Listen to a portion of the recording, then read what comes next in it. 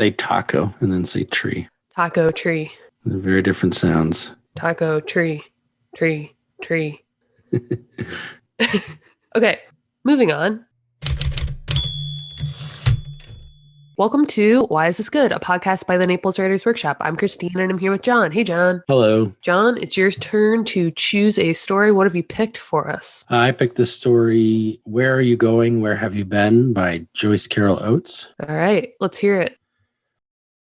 One Sunday, Connie got up at 11. None of them bothered with church, and washed her hair so that it could dry all day long in the sun. Her parents and sister were going to a barbecue at an aunt's house, and Connie said no, she wasn't interested, rolling her eyes to let her mother know just what she thought of it. Stay home alone then, her mother said sharply. Connie sat out back in the lawn chair and watched them drive away. Her father, quiet and bald, hunched around so that he could back the car out, her mother with a look that was still angry and not at all softened through the windshield. And in the back seat, poor old June, all dressed up as if she didn't know what a barbecue was, with all the running, yelling kids and the flies. Connie sat with her eyes closed in the sun, dreaming and dazed with the warmth about her, as if this were a kind of love, the caresses of love, and her mind slipped over onto thoughts of the boy she had been with the night before, and how nice he had been, how sweet it always was. Not the way someone like June would suppose, but sweet, gentle, the way it was in movies and promised in songs.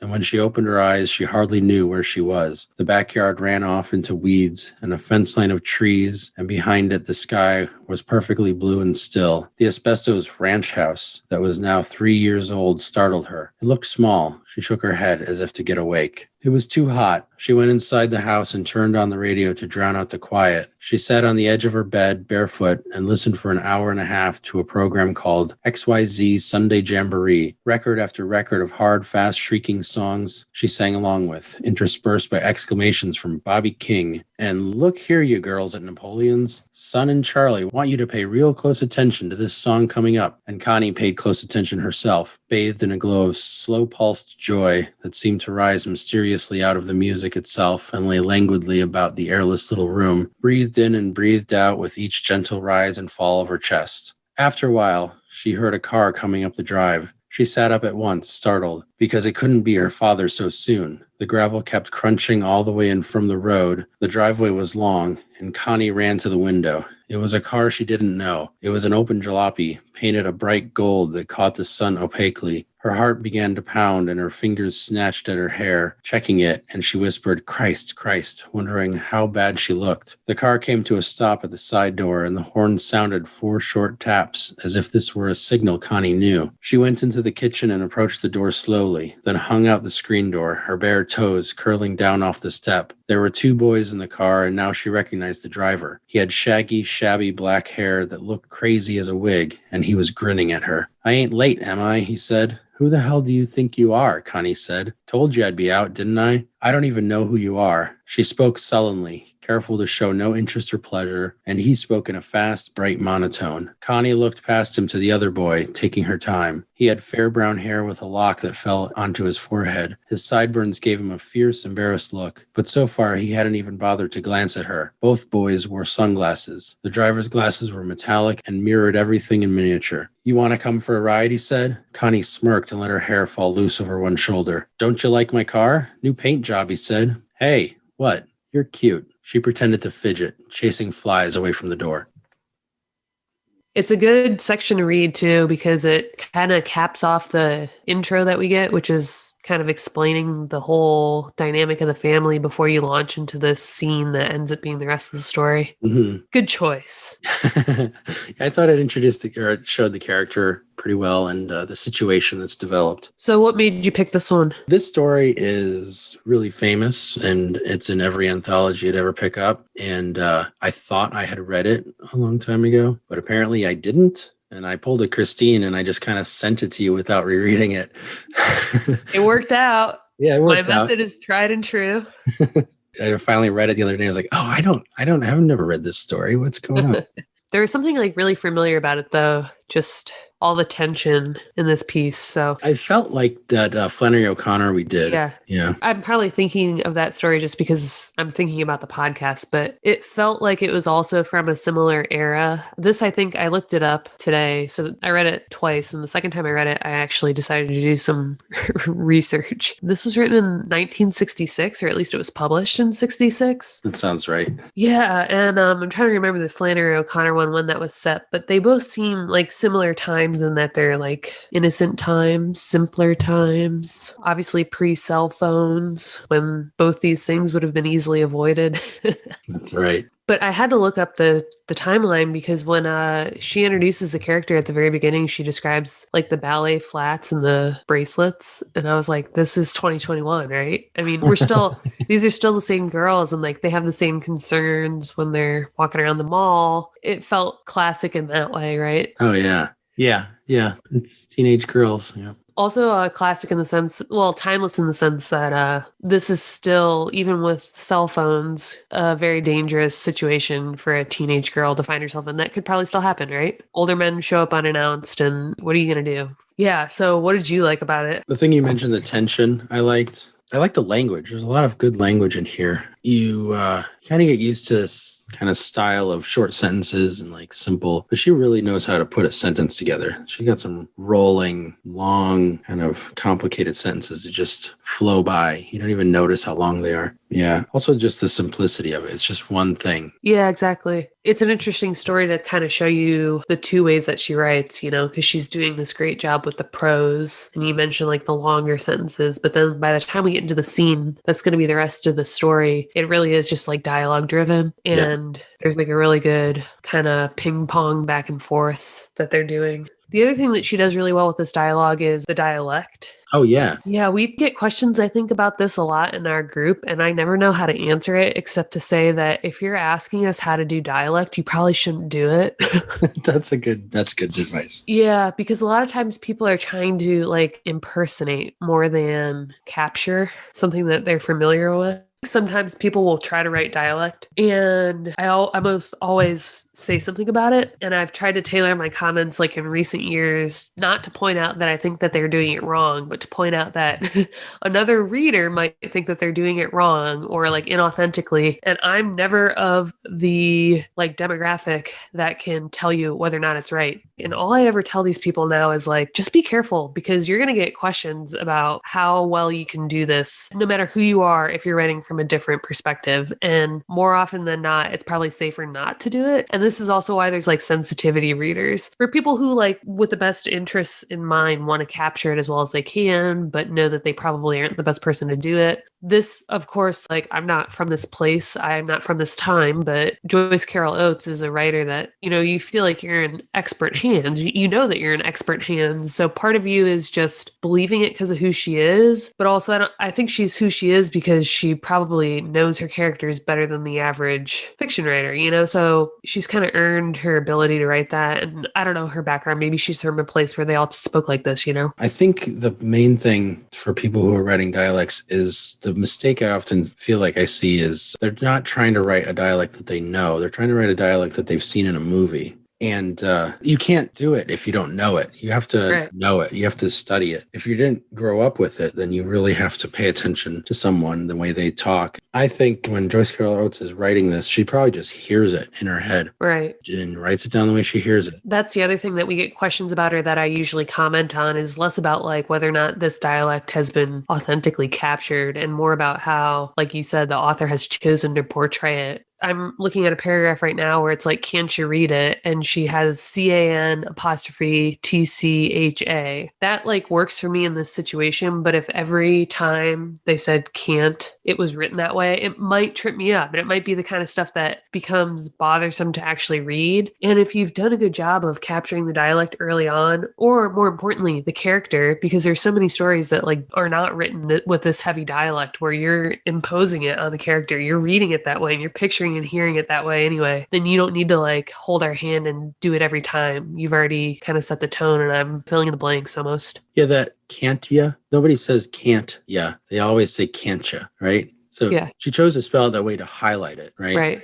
So if you highlight the correct words and the correct usage at the correct time, you do more, for my experience reading dialect, than you would if you did it every single time with every word.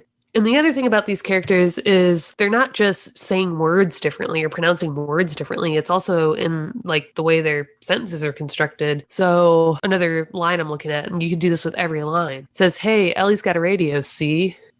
See? Yeah. I mean, that's really common. It's probably like high on the list of things that we see when it comes to dialect, but it works. It's really effective.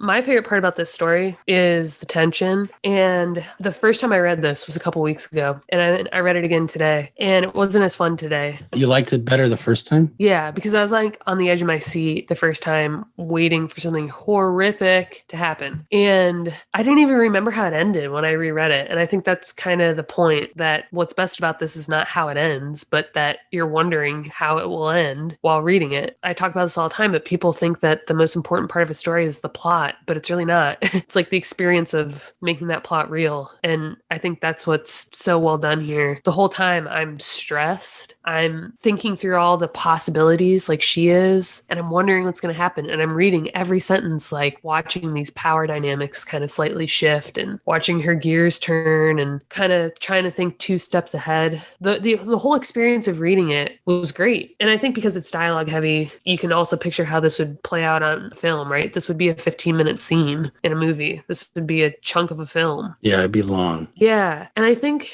the key to why that tension builds so slowly and so thoroughly without like kind of circling back on itself or getting repetitive is because there are all these moments where the power dynamic kind of shifts, or where we have the one main guy, Arnold Friend, kind of directing the conversation, and then his friend will chime in and kind of shift away. And then Connie will do something, or will get in her head for a second, and she'll think like, I'm going to go do this. And it keeps you kind of guessing, right? You're not in there's not one character in control throughout. There's all these moments where you think like something has changed, and that's what it seems like keeps it pretty interesting. Yeah, I didn't pay attention to it for this story, but I was noticing that there was some interesting stuff going on with point of view here. It was in Connie's point of view, more or less, but it wasn't quite in Connie's point of view. It didn't jump to the other characters, for example, but it always stayed with her, but it wasn't always from her point of view. Sometimes it was talking about her separately, and I think like from the outside of her. And Right. I think that lends to what you're talking about. Yeah. I'm going to try to find a section that kind of... Okay, so here's a paragraph like of prose kind of like in the middle of this dialogue, but it says, it's at the very end actually. So she has picked up the phone at this point with the intention of calling someone. I forget if she's trying to call 911, if that's a thing. And he tells her to put it down. And he says, "That's a good girl. Now you come outside." And it says, "She was hollow with what had been fear, but what was now just an emptiness. All that screaming had blasted it out of her." So we get these little moments where you get to see into her head. And before the next sentence, she describes how she's sitting. It says she sat, one leg cramped under her, and deep inside her brain was something like a pinpoint of light that kept going and would not let her relax. But before she even describes like how she's kind of sitting there, like you can sense that she's defeated. Like she's hollow. The screaming blasted it out of her. Like you could tell she's slumped. And we're just getting just enough of what's going on in her brain to see that this is the moment when she's giving up. Like she's lost the power. You described your experience as you liked it better the first time you read it than the second. And Yeah. my experience was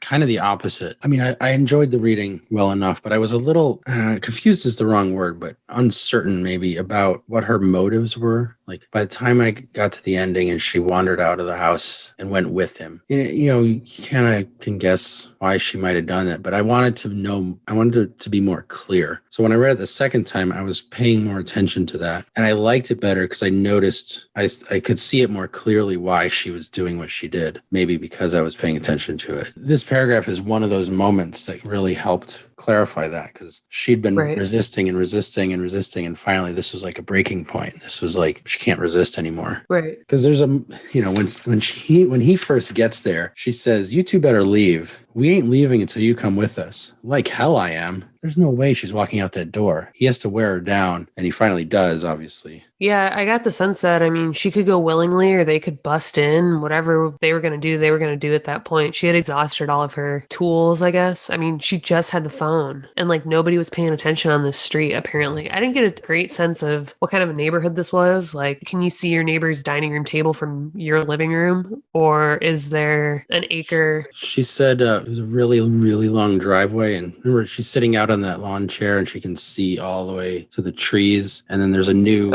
ranch house that hadn't been there before that startled her. My impression was it was kind of a ex-urban kind of place, somewhere in the country or something. That makes sense. I mean, like I said, I didn't get a clear picture of the neighborhood, but I knew that it was, no one was coming to her help, whether or not it was apathy or remoteness. Yeah, and my feeling of what finally broke her was when he started, Arnold Friend said, you're coming with us, otherwise your family's going to come home, and then everyone's going to die. And she was like, well, I don't want everyone to die. Yeah, that was the thing. Like from the very beginning, he was very clear that he knew where her family was that day and how many of them there were and what they were doing. So that wasn't like an empty threat by the time he said, listen, if you don't come with me now, I'll just go kill them all at the picnic. And it became like more and more clear that she wasn't going to be able to do anything. When I started this story, I wasn't sure if it was going to be like the Flannery O'Connor one where we get to see the massacre, right? Where we get to see like all the violence of the scene play out. So when I was reading it, I was anxious for that part, wondering if it was going to happen or, I mean, not in a good way. I was waiting for something horrific and it didn't happen. I'm not saying I was disappointed by it. I like the way it ended because we don't need to see the graphic detail. We just need to know whether or not it ends up happening. And that's what I was reading for. And so the second time I read it, I kind of remembered that there wasn't some graphic scene. You know, I wasn't going to read to a like thorough conclusion. I remembered when I started again that it all takes place in the driveway and it's all this back and forth. It's like the story is the power play. It's not what happens. Like that was always going to happen, but it's how she tries to fight it. There's probably, you know, scholarly critics who have a million themes that they want to pull out from this, but I don't even care about those. Nah. It was just such a good read. I mean, this is probably in tons of feminist literature books and stuff, and I get that and I appreciate it, but I was reading it and I was stressed. I was reading it like a thriller, you know? My mom would read it and be like sad for this girl the whole time without enjoying the awesome fiction that is at play. Well, what else did you like about this one? I mean, we kind of covered it. It's not much. It's a pretty simple story. Yeah. Then do you have a takeaway? My takeaway was basically about motivation, because when I first read it, I wasn't clear about her motivation, why she stepped out of the house. I mean, obviously on rereading, there's like lines like, if you don't come out, we're going to wait till your people come home and then they're all going to get it. And stuff like that I picked up on more in the second reading. So, you know, it's kind of my fault that I didn't see that the first time I read it through. But I was thinking about Cat Person, Kristen Rapenian. Yeah. And how when we read that, for the podcast, we talked about motives and like how her shifting motives are always clear. Like every time she does something, you know exactly why she's doing it. Whereas in this story, it's not stated clearly. You can infer it, but there's never a moment where the narrative says Connie looked at him and realized she didn't want her family to die, so she decided to walk out that door, right? Yeah. But you know that's why she did it, more or less. You're kind of guessing that's probably why she did it. So my takeaway is just how to present motives for the reader so the reader can pick up on why characters are acting on things. You know, you could do it in that way of stating it like Cat Person, or you can let it kind of be unsaid, but give all the necessary clues. But I think it's important that you should know. Otherwise, there's a lot of potential dissatisfaction in a story if you're not sure why the character is doing what they're doing. Right. I know that you're talking about the character's motivation because we talk all the time about stories being ones in which the characters have agency, right? This is not something that's happening to her. This is something that she's making decisions with. And that's what makes it a story. Or else the story would be two men showed up, busted in, and took her, right? Yeah. Then the story's about them. It's not about her. Yeah. And I want to make it clear, too, that like in this situation, it's not as if she has to have a motive for why she wants to go out and get raped. It's more like you said, why does she want to walk like out the front door? That is not what I meant. Well, I think the reason I'm mentioning that is because I think for this story, because we're not in her head and because this is not Cat Person, we're not getting the play-by-play of her mental state. The reason why we still are able to arrive at that conclusion is because we've been given all the other potential options throughout this extended dialogue. She tried 911. She tried just backing away. She tried closing the door. She tried locking it. She tried being nice. She tried being mean. And we're seeing all the options kind of ticking off the box, right? And it's like she's got agency in that she's trying these things, but I think it's a story about power play because they're taking each option away from her, right? She's trying them all. She's a character with agency and she's making decisions. But for me, by the time she kind of slumps her shoulders and walks out, in my mind, that was the last thing she was going to do other than sit there and let them bust in. The end result was the same. Yes. You know? Like in all of her other choices, there might have been a different result. But at the very end, it's either physically walk out or get dragged out. I mean, the conclusion's the same with that, right? When she's trying to dial 911, she might be successful or she might, get beaten. But there's two options there. And here at the end, do you want to walk out on your own 2 feet or do you want to be dragged? So we're still aware that she's making decision. I guess is my point. It's a more subtle way of doing it. It's not like Cat Person where it's like, I didn't text him back. Oh, yeah, absolutely. Like I said, it's all there. I just, when I read it, because it wasn't stated, I wasn't doing the work kind of thinking about it, Okay, sure. Yeah. But rereading it, I'm like, oh, well, there it is. It's all there. So that's why my takeaway is, it's not, this story has no motivations and therefore we need to make sure our stories do. It's look at the way these were done. This was kind of done in a really understated way. It's kind of nicely done that way. Yeah, exactly. Whereas I think a less experienced writer might have not given this character any agency in terms of even making those decisions along the way, right? Yes. Okay, so my only takeaway is like this tension was so well done. And like I said, I'm edge of my seat, but I'm also reading it and thinking this is a pretty long scene. And especially the second time reading it, I'm like, man, you're just scrolling and scrolling on the website and it's just a lot. But like I said, I read it so quickly and I enjoyed all of it that my takeaway is kind of like when we build tension in our own pieces, I think we convince ourselves that tension has to also move quickly somehow. But tension is like a slow build and tension only gets better the longer you draw it out. The tension is not about what happens, right? It's not about what happens at the end. It's about what could happen. And so we're seeing every potential possibility of like, I could move into this back room or he could say that, or I could get rude. And this could have been 3 paragraphs. It could have been back and forth. She could have like decided to call 911 very quickly, right? And a different writer might think, wow, wasn't that tense? It's like, yeah, it was tense, but I didn't get to digest it. I didn't get to let my mind wander in terms of what this could lead to. And I think that's why I was reading it so quickly, was because I was like begging for the conclusion. I'm like, what is going to happen here? Instead of like a scene where you can see it on the page and the chapter ends, or like a scene in a movie and there's 20 minutes left or something. Like the next time I tell myself I'm going to write something tense or exciting or that it's going to build to something, I'm going to tell myself to slow down and just linger in the what might happen moment a lot longer, like longer than you think you should. I think we get uncomfortable or we think that our readers don't have the patience or the attention span. And that's only true if you're doing a terrible job at it. So if you slow down, I think you can do something like this. I think that works for not merely tension, but other kinds of emotion too, is if you let the story sit in it longer than, a lot of modern culture is like, oh yeah, emotions, get them away. But maybe in fiction, like part of the point of fiction is the emotional impact of it. And sometimes it's best to just let that sit for a while and like linger in it, let it stew and grow and develop. And the more time you can spend there through the prose, through the situation, the better the effect is going to wind up. Not every emotion, but for some of those like tension and that kind of thing. Right. Not everything calls for it, but if you have a story and the premise is something as serious as this, for this, the whole story is the tension. But if it had been a scene, it's as important and effective. So very good. Well, thanks, guys. If you enjoyed this episode, consider subscribing to our monthly newsletter at our website, napleswritersworkshop.com. And for daily writing tips, industry news, and great short fiction, join our Facebook group at facebook.com/groups/Naples Writers Workshop.